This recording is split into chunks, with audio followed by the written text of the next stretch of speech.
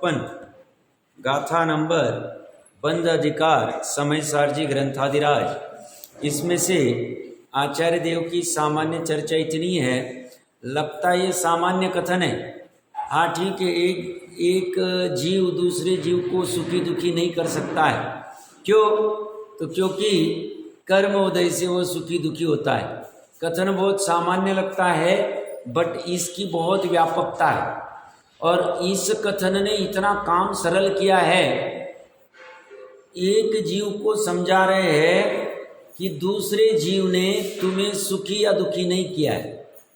तो साहब मुझे सुखी दुखी किसने किया? सुख दुख तो वेदन में आ रहा है, तो किया किसने? तो उसे कह रहे तेरे कर्मों ने किया है। तो इसका क्या फायदा हुआ? कथन इतना सा छोटा सा है, फायदा क्या हुआ?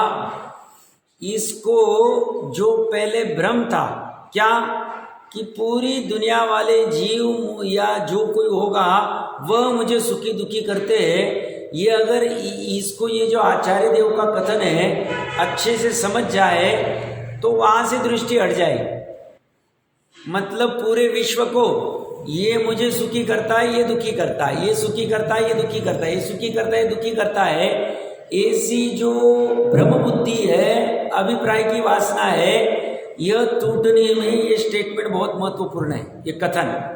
तो उससे क्या फायदा होगा? अब जहाँ कर्म है, कर्म के उदय के वहाँ चले जाओ, बाकी का फिर दृष्टि पूरी हट जाएगी।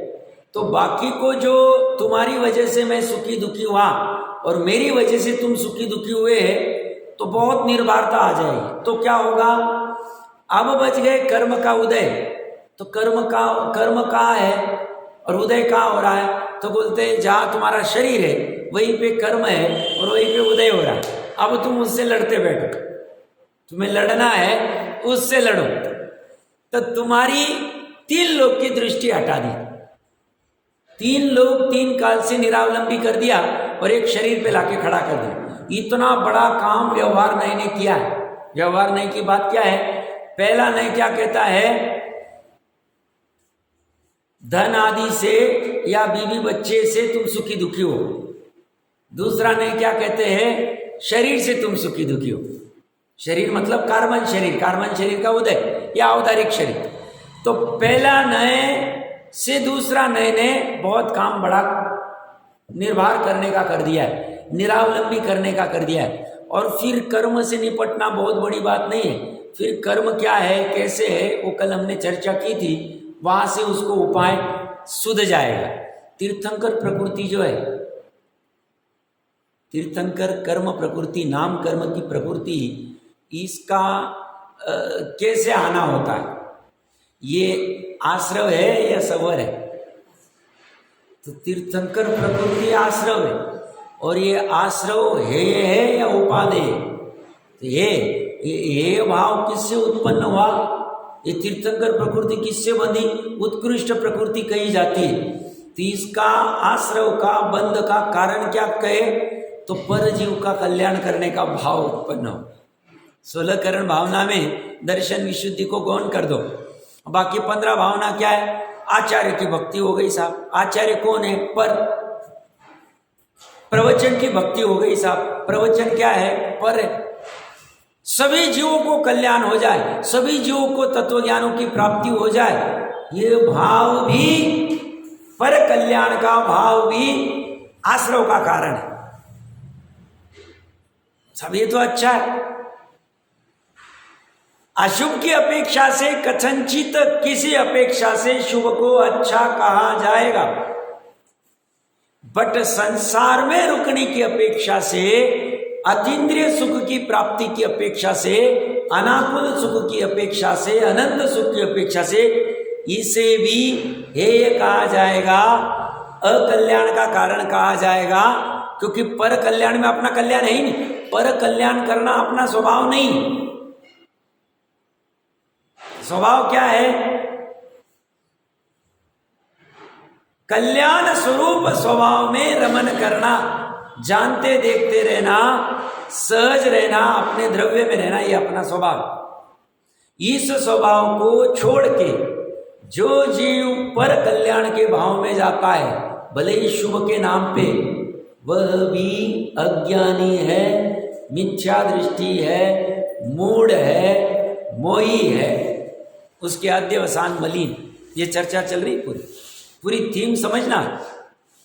और ये अगर हमें ये जो पूरा प्रकरण चल रहा है, ये हमें अगर ऐसा भाव वासन नहीं हो रहा है, मान लो पॉसिबल, तो कोई अपराध नहीं, अच्छी बात है। पर भाव वासन ऐसा न होते हुए भी अगर कोई जिज्ञासु किस अपेक्षा से ऐसा कह रहे, कुंद कुंद देव अमृत चंद्र देव इसकी खोजबीन करेगा, इसके ऊपर मंथन करेगा, चिंतन करेगा, वापो करेगा, भले उसमें 6 महीने लग जाए, साल लग जाए, 2 साल लग जाए, 10 साल लग जाए, ये करेगा तो एंड में जो रिजल्ट आएगा, जब इन्होंने जो कथन किया है ऐसा ही हमारे भाव वासन में आ जाए, तो ये 10 साल की मेहनत काम में जाए, बट करना चाहिए। और कोई ये सा भाव वासन नहीं हो रहा है और हाँ में हाँ मिला देता है, तो वो अपना बुरा कर रहा है। नहीं, कुंद कुंद नहीं, ऐसा ही एक द्रव्य दूसरे द्रव्य को सुखी दुखी नहीं कर सकता, एक जीव दूसरे जीव को सुखी दुखी नहीं कर सकता। हाँ साहब ऐसा ही, हाँ बराबर, ये बराबर। ऐसा वचन से कहने मात्र से और श्रद्धान में प्रतीति में नहीं आया है, तो वह अपने आप को धोखा दे रहा है। और उससे विपरीत दूसरा जीव शंका खड़ी कर रहा है, नहीं मुझे समझ में नहीं आया, बताओ कैसे। जब तक नहीं समझता है तब तक शंका खड़ी करता है, परीक्षा करता है, चर्चा करता है, वापो करता है, एकांत में विचार करता है, वो चलेगा, वो सच्चा पुरुषार्थी। और जो हाँ में हाँ मिलाता है वो सच्चा पुरुषार्थी नहीं, क्योंकि अन्य के कथन को बस देखा देखी ग्रहण किया। टोडर मंजी साहब कह रहे प्रयोजन बुद्ध में तुमने परीक्षा नहीं की, तुम्हारा वह कथन पे अन्यथा श्रद्धा हो जाएगी। 2 साल बाद प्रतिकूलता आई, हाँ में हाँ मिला दी, एक द्रव्य दूसरे द्रव्य को सुखी दुखी नहीं करता है, और थोड़ी प्रतिकूलता आ गई, डिप्रेशन में चला गया, सब उसकी वजह से मेरा ये बुरा हो। सब तुम तो 2 साल पहले बोल रहे थे, गाथा नंबर के साथ कह रहे थे, गाथा को भी बोल के बताया था तुमने, फिर प्रतिकूलता आई तो ये कैसे खड़ा हो? इसका मतलब 2 साल पहले तुम्हें भाव वासन नहीं हुआ था, और भाव वासन होना महत्वपूर्ण। और भाव वासन परीक्षा पूर्वक ही हो। परीक्षा कौन करेगा? ज्ञान की पर्याय करे, पूरा चिंतन करेगी, उसको छोड़ेगी नहीं। और इसलिए इसकी महिमा गई, देखो तत्व विचार की महिमा। मोह की महिमा तो अन्य अपेक्षा से की, किस अपेक्षा से? डूबने की अपेक्षा से। और तत्व विचार की महिमा कि तत्व विचार वाला जीव बिना दान व्रत शील तप के भी सम्यक दृष्टि नाम पाता है। ये स्टेप बहुत जीव मिस करते हैं, भावना, स्वाध्याय और तत्व विचार। तत्व विचार तो निचोड़ है, स्वाध्याय का निचोड़ तत्व विचार में आएगा। स्वाध्याय करने के लिए पहले भावना होनी चाहिए, हाँ मुझे ये सब समझना है, हाँ मुझे सच्चाई जाननी। सच्चाई जानने की भावना हुई, फिर सच्चाई कहाँ कहाँ से प्राप्त होगी उसके लिए स्वाध्याय करेगा, सुनेगा, पढ़ेगा आदि, और फिर उसके ऊपर विचार करेगा। ये तीनों स्टेप एक के बाद एक होते, ये महत्वपूर्ण स्टेप्स। कल हमने जयसेन आचार्य देव के जो टीका है तात्पर्य वृत्ति, उसके 477 पेज पे अंतिम वाले 2 पैराग्राफ पढ़े थे, फिर से एक बार पढ़ता हूँ। और मैंने कल 2 चीजें पूछी थी, देखते हैं कौन क्या प्रयास करता है। कुछ विशेष कहते हैं, प्रथम तो तत्वज्ञानी जीव मैं दूसरे जीवों के लिए सुख दुख देता हूं, ऐसा विकल्प नहीं करता है। मतलब पहले तो इस झंझट में ही पड़ता, मैं दुनियादारी करूं, अशुभ की तो करता ही नहीं तत्वज्ञानी, शुभ में भी बचता है। वो प्रयास करता है स्वभाव में ही रहूं, अपने बॉर्डर में ही रहूं। जैसे ब्रह्मचारी जीव अपने नौवाड़ के बॉर्डर में ही रहना चाहता है, ऐसे ये ज्ञानी जीव अपने स्वभाव के बॉर्डर में ही रहना चाहता है। तो पहले तो प्रयास करता है कि विकल्प ही उठे नहीं, बट निचली भूमिका है, शुद्धोपयोग निरंतर हो नहीं सकता है। 48 मिनट तक कंटिन्यू चल जाए तो केवल ज्ञान हो जाए, बट ऐसा होगा नहीं। जब जब 48 मिनट कंटिन्यू शुद्धोपयोग चलेगा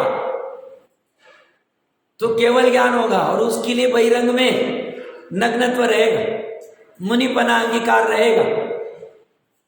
ये नियम जिस जिसको होगा तब ऐसा ही होगा। ऐसा नहीं कि घर में कपड़ों के साथ बैठा और 48 मिनट शुद्धोपयोग कर लिया और केवल ज्ञान हो गया, ऐसा एक भी जीव नहीं मिला। तो यहां क्या कह रहे हैं कि मैं दूसरे जीवों के लिए सुख देखता, ऐसा विकल्प ही नहीं करता है। जब निर्विकल्प समाधि का अभाव होने पर शुद्धोपयोग नहीं हो पा रहा है, तब प्रमाद से, प्रमाद कौन सा, शुभ या अशुभ भाव वाला बाहर आ गया हो, प्रमाद से मैं सुख दुख करता हूं, ऐसे विकल्प होते। ये विकल्प किसको हो रहे, ज्ञानी को। ज्ञानी को किस में हो रहे, ये विकल्प चारित्र के पर्याय में हो, ज्ञान के पर्याय में नहीं हो। ज्ञान तो बाहर खड़ा है, चारित्र के पर्याय में ऐसा राग उत्पन्न हो रहा हो है प्रमाद से कि मैं इसको सुखी दुखी करूं, इससे नहीं हो रहा। इसे हो जाए तो तुम मिथ्या दृष्टि हो जाए। ज्ञान जान रहा है बट ज्ञान को विकल्प नहीं हो रहा। ज्ञान बाहर खड़ा रह के इस विकल्प को भी जान रहा है, पर वस्तु को भी जान रहा है, श्रद्धा क्या कर रही है वो भी जान रहा है, और त्रिकाली को भी जान रहा है। ये सब साथ में काम चल रहा है, सब में ज्ञान।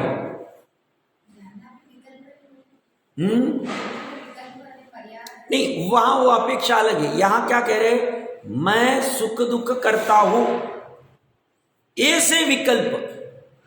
तो वो जो शुभ विकल्प है सुखी करने का और दुखी करने का जो विकल्प अशुभ विकल्प है, ये विकल्प चारित्र गुण के है, ज्ञान मुख से कथन किया जा रहा है।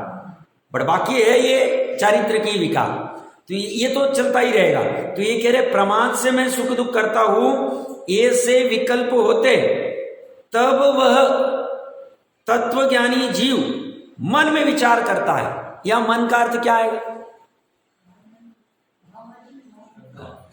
भाव मन, बराबर है, भाव मन ही बराबर है, और ये ज्ञान की पर्याय। तो ये साथ में ज्ञान में ये विकल्प भी आ रहा है। क्या विकल्प आता है कि इस जीव का अंतरंग पुण्य पाप का उदय हुआ है, जिससे वह सुखी दुखी हुआ है, मैं तो उसका निमित्त मात्र हूं। ऐसा जानकर मन में हर्ष विषाद परिणाम से गर्व नहीं करता है। गर्व नहीं करता है मतलब ये इस मैं पर द्रव्य को सुखी दुखी करूं, ऐसे चारित्र के विकार से जुड़ता नहीं, अहंकार करता नहीं। इसको जो सुख दुख हो रहा है यह इसके स्वयं के अंतरंग पुण्य पाप के उदय से हो रहे हैं उस जीव के। मैं तो निमित्त मात्र हूं। निमित्त का अर्थ क्या, मैं खड़ा हुआ। ये जब अपने पुण्य पाप के उदय से सुखी दुखी हो रहा है ये दूसरा जीव, उस समय में मेरे चारित्र में ऐसे विकल्प आ रहे, विकार आ रहा है सुखी दुखी करने का, और उस अपेक्षा से मैं बाहर खड़ा हूं। मैंने कुछ किया नहीं, मैंने तो ये विकल्प करके अपने संसार को बढ़ाया, भले ही अप्रत्याख्यान वाला, भले ही प्रत्याख्यान वाला, ऐसा उसको उसी समय निर्णय हो। बट इसको अभी समझा नहीं सकते, ये जड़ है। कौन, चारित्र का विकार, इसे समझ नहीं आता। ये तो बोलती है मैं 10वें गुण स्थान तक सुधरूंगी नहीं। चारित्र का विकार कहता है मैं तो सूक्ष्म लोक की होना करती जाऊंगी 10वें गुण स्थान, 6वें तक मैं बुद्धिपूर्वक विकल्प करूंगी कि मुझे अभी शास्त्र लेखन करना है, मुझे आहार के लिए निकलना है, मुझे केशलोच करना है। ऐसा विकल्प 6वें गुण स्थान तक बुद्धिपूर्वक करूंगी मैं चारित्र गुण के विकार में। तो ये तो ज्ञान ये जान गया है, इसलिए ज्ञान क्या कहता है, इसके चक्कर में पड़ता नहीं। ये कहता है मेरे लिए तो क्या समाधान कारक है, मैं इसको सुधार नहीं सकता, दोनों में आतत भाव है, इससे अच्छा मैं ही सुधर जाऊं, मैं बस बाजू में खड़ा होकर जानता देखता रहूं। ये कला सम्यक ज्ञानी को प्रकट होगी। चौथे गुणस्थान बाहर में दिखेगी नहीं, बाहर में सामान्य मिथ्या दृष्टि जीव जैसा ही कार्य करते दिखेगा, अन्याय अनित्य अभक्ष नहीं करेगा, असदाचार की प्रवृत्ति नहीं करेगा, सदाचार की करेगा। पर यह फर्क क्या पड़ गया? सभी का ले लो आप, पूर्व में भी चर्चा की हुई, भरत जी ले लो, राम ले लो, कोई भी ले लो आप, जिसको लेना है ले लो, श्रेणिक ले लो, सबको खड़ा करो। ये मन ऐसा सोचता है, क्या सोचता है? ऐसा विकल्प करते कि मैं इससे जुड़ा नहीं। उसी समय में जानने देखने का काम कर रहा है, और श्रद्धा तो यहीं पे चिपक गई।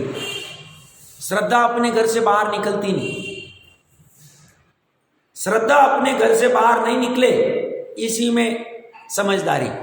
ज्ञान और चारित्र बाहर निकले तो निकले, चारित्र बाहर निकलेगा ज्ञान भी निकलेगा, बट ज्ञान उस चारित्र के विकार से, चारित्र बाहर जा रहा है, उससे जुड़ेगा नहीं। ये इसकी कला, उसको ज्ञान को ये पॉसिबल है, श्रद्धा को ऐसा पॉसिबल नहीं।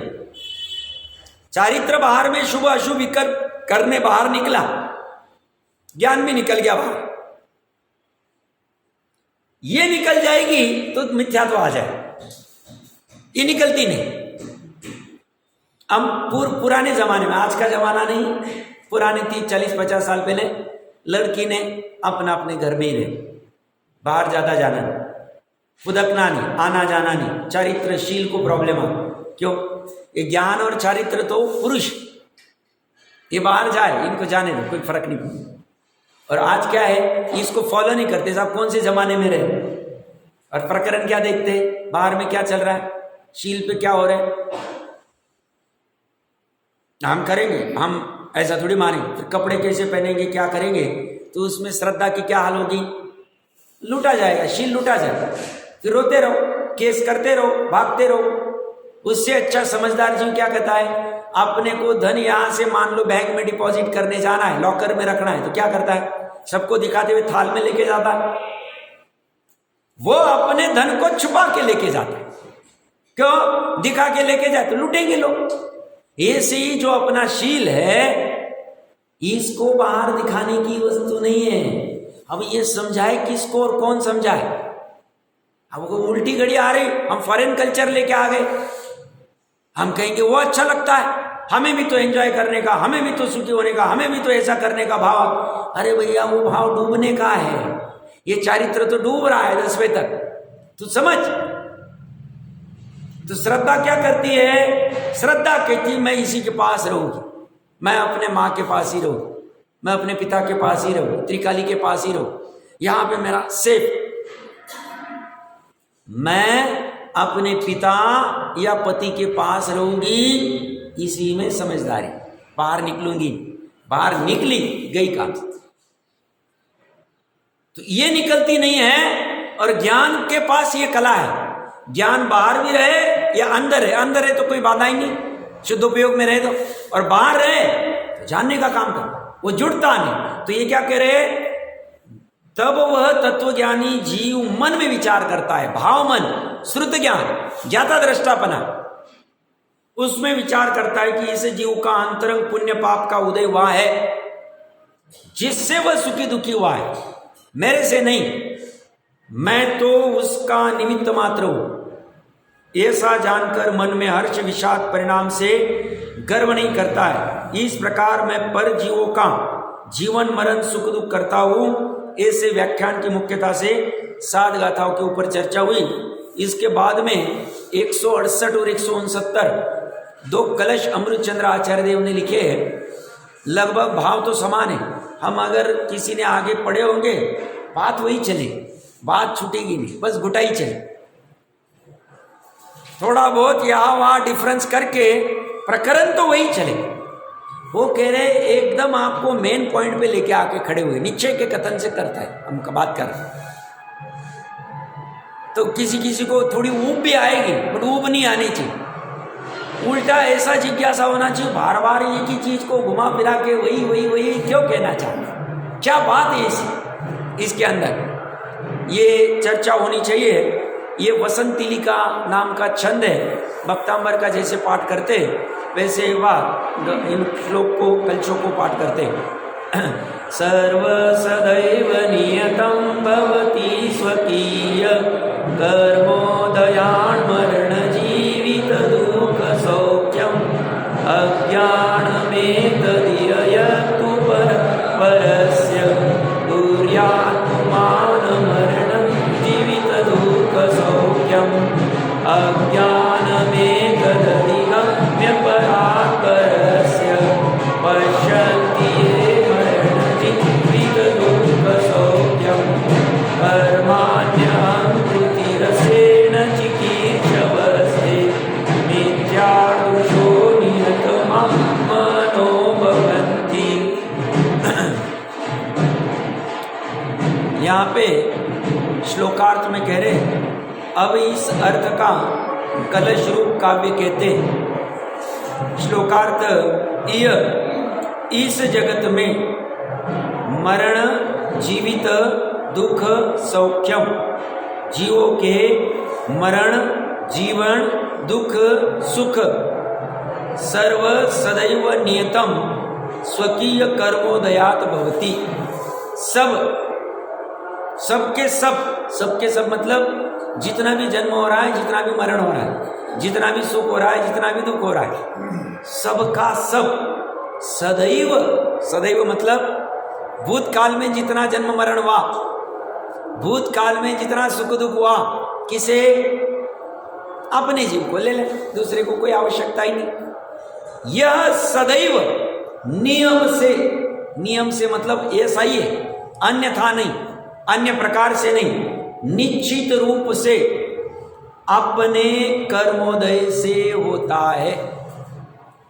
जितने भी जीव सुखी दुखी हो रहे हैं अपने कर्मोदय से हो रहे हैं। मैंने अभी 5-10 मिनट पहले कहा, बहुत निर्भर कर रहे, गजब की चर्चा कर रहे। जो अपना कर्ता बुद्धि है उसको उखाड़ने के लिए बहुत अच्छा कथन। पूरी दुनिया इसी कर्ता बुद्धि, दान आदि देने वाले भी और हिंसा आदि करने वाले, दोनों के दोनों। हिंसा करने वाला जितना पापी है, अज्ञानी है, मिथ्या दृष्टि, मूढ़ है, मोही है, उतना ही कर्ता बुद्धि से दान आदि देने वाला है।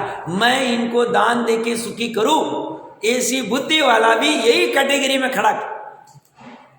दोनों को एक ही कैटेगरी में खड़ा करने का कमाल देखिए, गजब का है। अब थोड़ा अटपटा लगेगा, वस्तु स्वरूप ऐसा। वो कह रहे इसमें क्या बाधा है, दूसरे की हिंसा करना तो समझ में आता है कि ये तो अच्छा काम नहीं है, पर दूसरे को दान आदि दे रहे हैं, उसको भोजन दे रहे हैं, जल दे रहे हैं, औषधि दे रहे हैं, और इससे ऊपर अभय दान दे रहे हैं, ज्ञान दान दे रहे हैं। चरणान योग में तो सब कथन आता कि जिन धर्म की प्रभावना कैसे करनी, ज्ञान आदि का दान दे के ये सब करके, और साहब इसको आप बुरा कह रहे। वो कह रहे हैं एक द्रव्य अपने स्वयं के द्रव्य क्षेत्र काल भाव से बाहर आ नहीं सकता है, और दूसरे द्रव्य को आहार आदि का दान देके सुखी करने के लिए दूसरे द्रव्य के द्रव्य क्षेत्र काल में भाव में घुसना पड़े, और एक द्रव्य दूसरे द्रव्य के क्षेत्र काल भाव में घुस सकता नहीं। घुसने लग जाए तो उस द्रव्य का अस्तित्व नहीं रहेगा, इस द्रव्य का अस्तित्व नहीं रहेगा, और नया कोई खड़ा हो जाएगा। यह वस्तु स्वरूप को मान्य नहीं है, इसलिए, और ऐसा हो नहीं सकता। और फिर बिना हुए ही तुमने उसको सुखी कर दिया भोजन देके, ये कैसे पॉसिबल कैसे? तुम उसके अंदर गए नहीं, वो तुम्हारे अंदर आया नहीं, और तुमने आहार दान देके उसको सुखी कर दिया। और साहब फिर करना कि नहीं करना, करना कि नहीं करना उसको बाद में नहीं पड़ते, पहले तुम कर सकते हो क्या ये बताओ। अगर कर नहीं सकते हो तो फिर मैंने ऐसा किया, ऐसा अहंकार क्यों करते? मैंने इसको दान दिया, आहार दिया, मैंने आज मुनिराज को आहार दिया, आज हमारे घर पे पंचाक्षरी हुआ। पंचाक्षरी तो ऐसा होगा नहीं, अहंकार करेगा तो, बट बात चल रही है।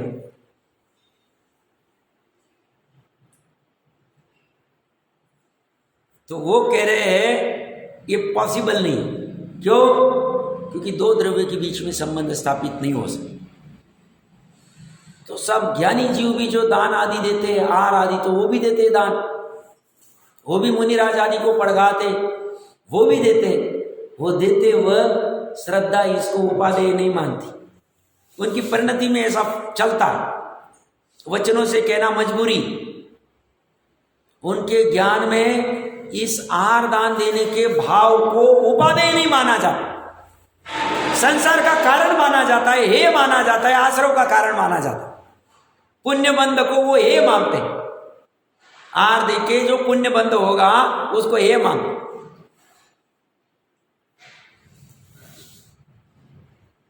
तो ज्ञान अच्छा जान नहीं रहा है, श्रद्धा अच्छा मान नहीं रही है, और चारित्र ऐसा विकार करते हुए भी अनंत अनुबंधी का जोर नहीं आ रहा है उसको।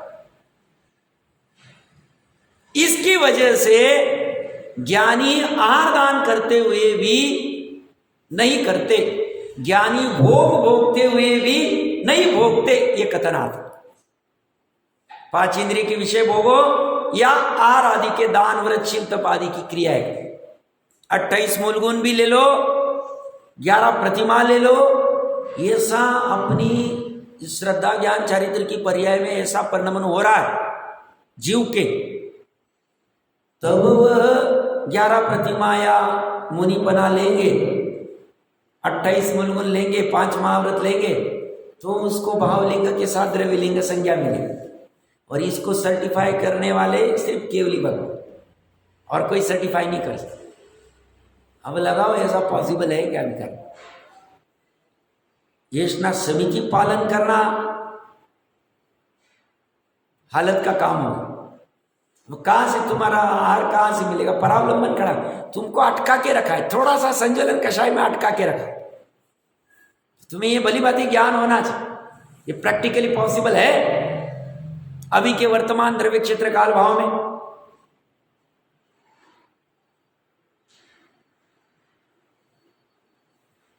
तो ऐसा होते हुए भी ज्ञानी को जो आहार दान का भाव आता है, या कोई भी और भाव आएगा, शुभ या अशुभ भी भाव आते, चौथे गुणस्थान वाले को अशुभ भाव आएंगे, क्यों नहीं आए?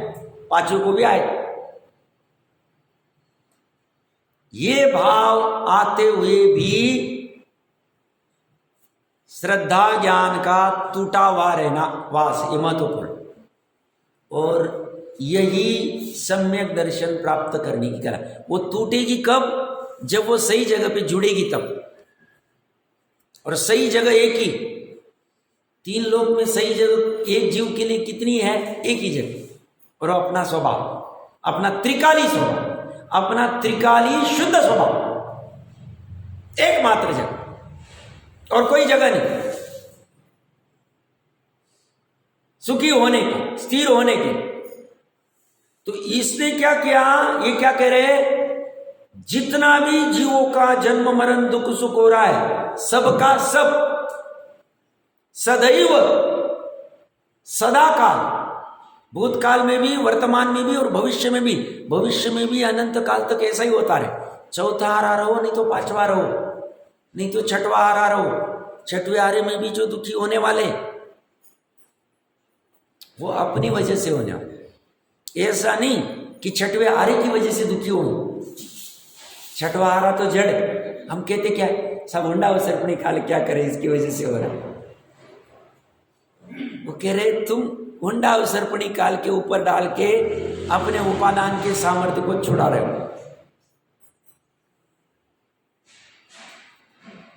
अन्य कोई भी कारणभूत नहीं, 6वां हारा भी नहीं, नरक के बिल भी नहीं, नरक की आयु, कोई भी कारणभूत नहीं। इसका कारण एकमात्र निमित्त रूप में कर्म का उदय और उपादान रूप में ऐसी योग्यता थी उस पर्याय, सुखरूप होने की या दुखरूप होने की। जन्म होने की या मरण होने की, जन्म मरण व्यवहार प्राण की अपेक्षा से चर्चा चल रही। स्वभाव का तो जन्म मरण की कोई बात ही नहीं, सदैव से ऐसा ही हो रहा है, अनंत काल बाद भी ऐसा ही होगा। सब 66,336 भव करता है, सब ये अभवी है, सब ऐसा है, उसके उपादान। ये कह रहे बटर मूंग, बटर क्यों है साहब, बटर मूंग की वैसी योग्यता। तो ये सदैव नियम से निश्चित रूप से अपने कर्मोदय से होता है, अन्य के नहीं। अपने इसलिए कहा क्योंकि उस कर्म उदय में, कर्म का जो बंध हुआ था, जो भी उदय रूप में आ रहे, उसके लिए अपने परिणाम ही कारण थे। मेरे स्वयं के परिणाम उसमें कारण थे, दूसरा कोई कारण नहीं था, इसलिए अपने कर्म उदय कर। पर पुमाण परस्य मरण जीवित दुख सौख्यम कुर्या, दूसरा पुरुष दूसरे के मरण जीवन दुख सुख को करता है। यतजु, ऐसा जो मानना, एतत् अज्ञानम, वह तो अज्ञान। बात उतनी सी है। आगे के इसमें श्लोक में कह रहे पुनः इसी अर्थ को दृढ़ करने वाला और आगामी कथन का सूचक काव्य कहते हैं। श्लोकार एतत् अज्ञानम अधिगम्य, इस पूर्व कथित मान्यता रूप अज्ञान को प्राप्त करके ये परात परस्य मरण जीवित दुख सौख्यम पश्यन्ति, जो पुरुष पर से पर के मरण जीवन दुख सुख को देखते हैं, अर्थात मानते,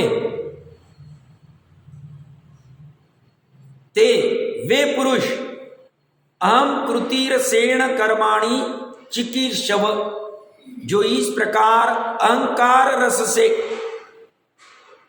इस मान्यता के रस से, इस विपरीत अभिप्राय के रस से, इस अभिप्राय की वासना के रस से कर्मों को करने की इच्छुक है।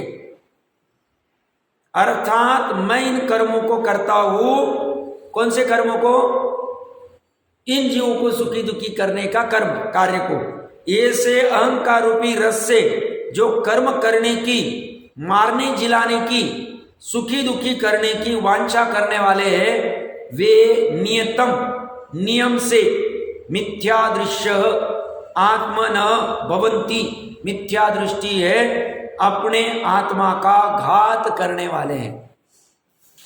अपने आत्मा का घात कैसे होता है, अहंकार करना, जो पुरुषार्थ सिद्धि उपाय में राग द्वेष करना ही आत्मा का घात। वही परिभाषा यहाँ पे अन्य अपेक्षा से आ गई। अहंकार क्या, राग द्वेष वाला। कौन सा राग द्वेष, पर के कर्तृत्व।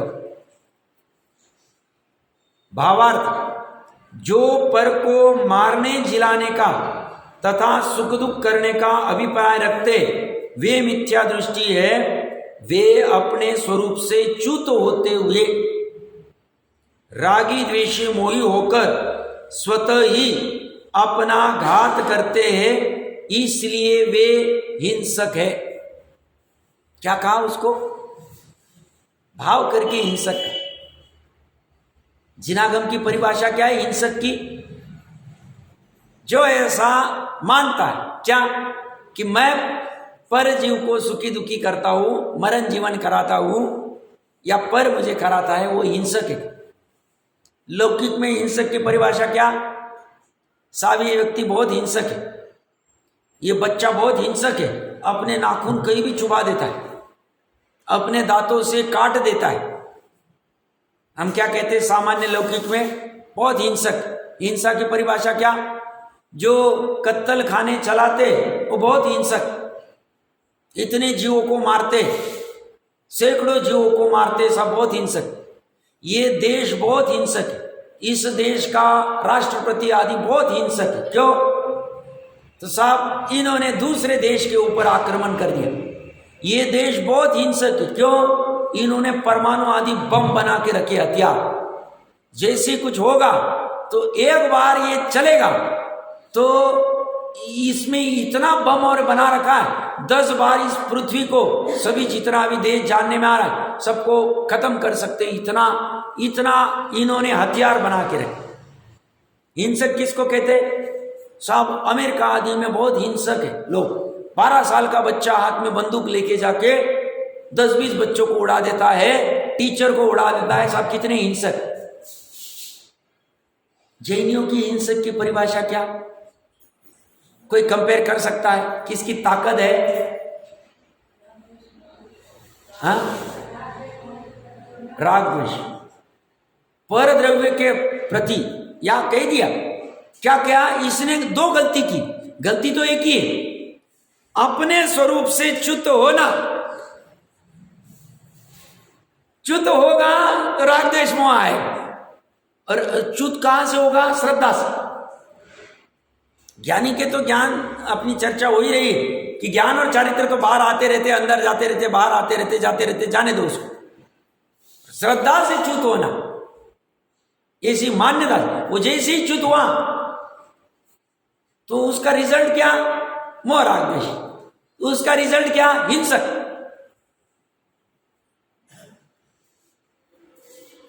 हिंसा की परिभाषा गजब की। अच्छे समझना, पड़ोसी को जाके कोई अपशब्द जाके बोल दिया, गुस्सा हो गया, उससे झगड़ा कर दिया, और दूसरा जीव उसी पड़ोसी के साथ जाके आधा घंटा आत्मा की चर्चा कर रहा है। इसमें हिंसक कौन है?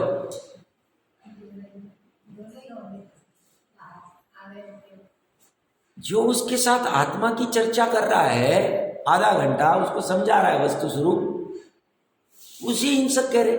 सब कैसे हो सकते? समझना अच्छे से समझना, बहुत महत्वपूर्ण प्रकरण। ये पचता नहीं, अच्छों को पचता नहीं। पड़ोसी को कोई जाके गाली गलौज करे या अपशब्द कहे, क्रोध करे, झगड़ा करे, लाठीचार्ज करे, कुछ भी करे, तो उसे कहा जाएगा ये बेकार आदमी, झगड़ालू आदमी, हिंसक आदमी, इसके साथ अपने को दोस्ती नहीं रख। ये कह रहे जितना वो है उतना दूसरा व्यक्ति जो कर्ता भाव से गए, मैं इसको आत्मा को समझाता हूं, मैं इसे समझा सकता हूं आत्मा क्या होता है, 6 द्रव्य क्या होते हैं, 7 तत्व क्या होते हैं। जैन धर्म कह रहा है वह भी हिंसक है, उतना ही हिंसक। वो भी मिथ्यात्व का बंध कर रहा है और अनंतवादबंदी का बंध कर, वो भी इतना ही। और सब ऐसे कैसे फर्क तो पड़ेगा नहीं। ये तो स्वर्ग जाएगा आत्मा की चर्चा करने वाला, और ये तो नरक जाएगा क्रोध आदि करेगा तो। बट दोनों संसार में ही रहने वाले, दोनों 4 गतियों के चक्कर में ही रहने वाले, दोनों का दोनों में से एक ने भी एक कदम भी मोक्ष मार्ग में डाला है। अब आत्मा की चर्चा पड़ोसी के साथ जाके करना, इसमें हिंसा क्या हुई साहब? सबसे पहले स्वयं की हिंसा हुई। तुमने अपने आत्म स्वभाव को छोड़कर, अपना शुद्ध उपयोग वाला धर्म छोड़कर अजय वाले के चक्कर क्यों करना, ज्ञानबाजी करने क्यों चला गया था? और उसमें भी कर्ता बन, मैं इसको समझा दूं, मैं इसको जिन धर्म में ज्वाइन करवा दूं, मैं इसकी प्रभावना करता हूं, मैं इसे बराबर स्थितिकरण करा दूं। तो सब स्थितिकरण तो सम्यक दृष्टि का अंग का है। वो जब स्थितिकरण करते हैं तब श्रद्धा मैं किसी को स्थितिकरण करा सकती हूं ऐसा मानती नहीं, ज्ञान ऐसा जानता नहीं, करते वक्त भी करेंगे ना वो भी साथ में ऐसा चलता। और ऐसा कैसे हो सकता है? तो ये भी कला है।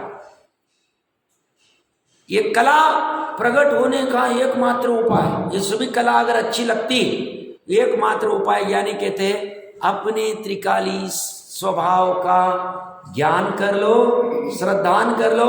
ये दोनों करोगे सब हो जाए।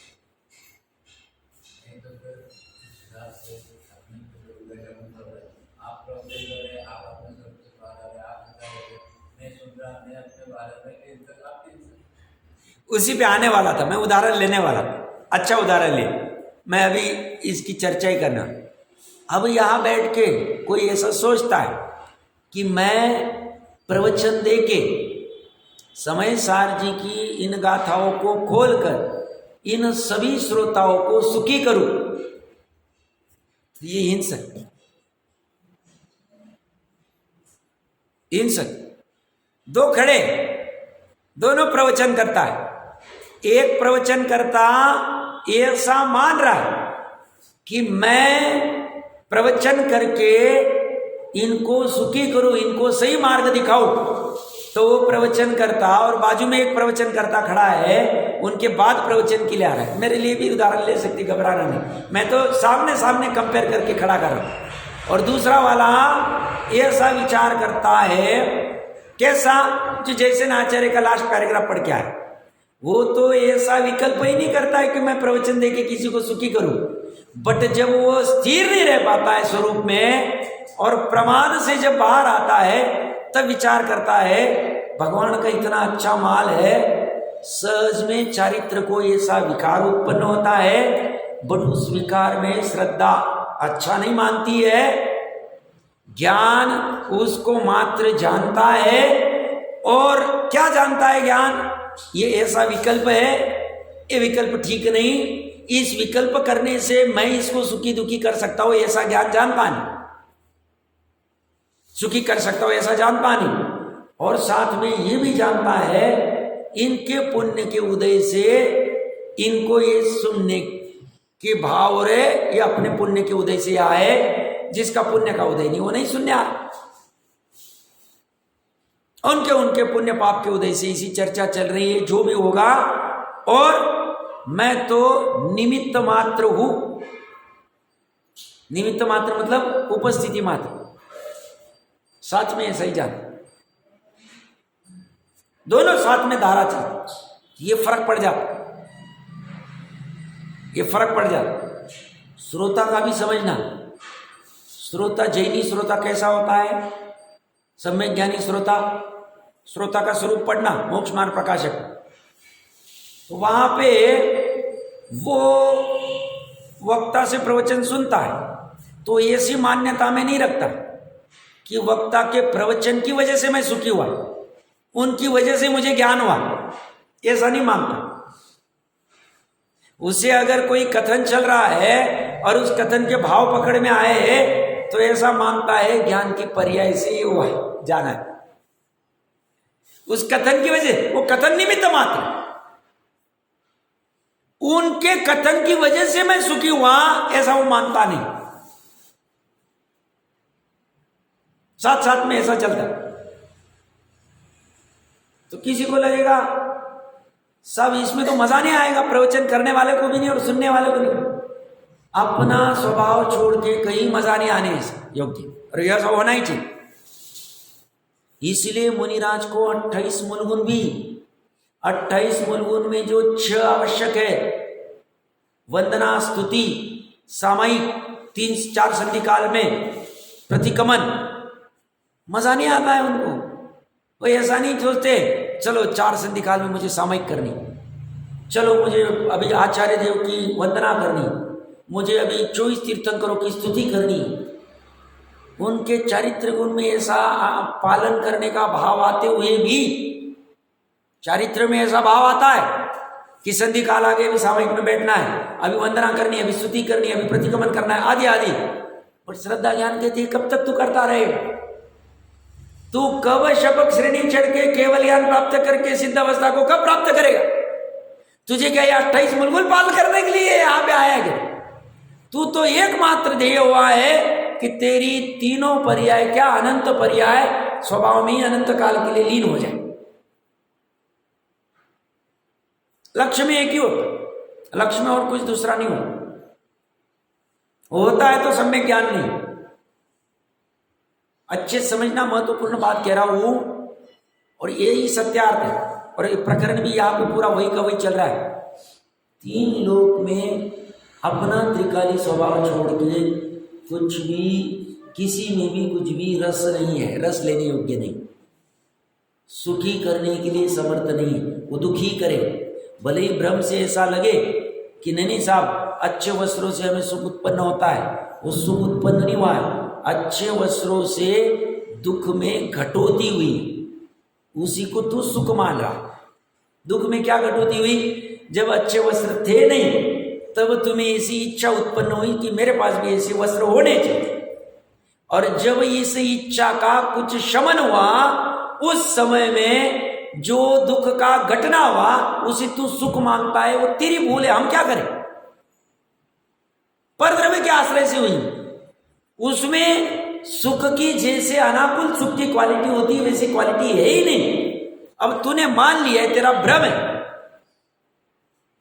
तो तीन लोक में रस लेने योग्य, सुखी करने योग्य एक भी वस्तु नहीं है, ये यथार्थ निश्चय वाला सत्य है। और क्या ये सत्य है? ऐसा ही है। फिर सुखी होने के लिए मात्र एक मेरा त्रिकाली स्वभाव ही है। सही भी ज्ञानियों ने ऐसा ही जाना था। सही में ऐसा है क्या? ऐसी खोजबीन करना, ऐसा चिंतन करना, निर्णय करना, परीक्षा करना, ये पुरुषार्थ है और ये करना चाहिए।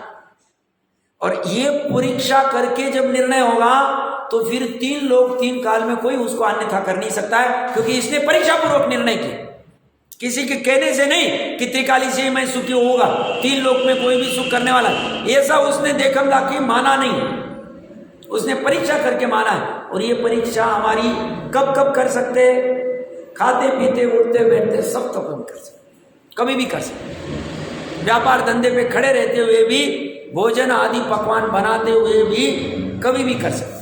इसके लिए कोई समय नहीं है। इसमें और विशेष हिंसक की चर्चा थोड़ी बच गई है, वो चर्चा करके आगे